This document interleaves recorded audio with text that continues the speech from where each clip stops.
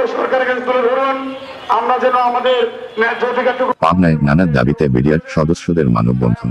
25-26 ফেব্রুয়ারি 2009 সালে পরিকল্পিত পিলখানা হত্যাকাণ্ডের সুষ্ঠু তদন্ত ও নিরপরাধ জেলবন্দি বিডিআর সদস্যদের মুক্তি এবং চাকরিচ্যুত সকল বিডিআর সদস্যকে চাকরিতে পুনর্বহালের দাবিতে পাবনায় মানববন্ধন অনুষ্ঠিত হয়েছে। আজ বেলা 11টায় বিডিআর কল্যাণ পরিষদের আয়োজনে পাবনা প্রেস ক্লাবের সামনে এই মানববন্ধন অনুষ্ঠিত হয়।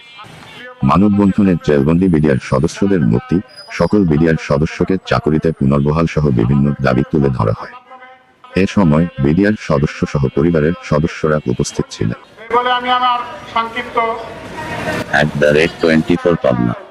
আমরা আজও রাস্তায় দাঁড়িয়ে আছি, আমাদের পরিকল্পিতভাবে পিলখানার ভিতরে সদস্যরা, আমরা তাদেরকে সবসময় মাথার উপরে রাখি।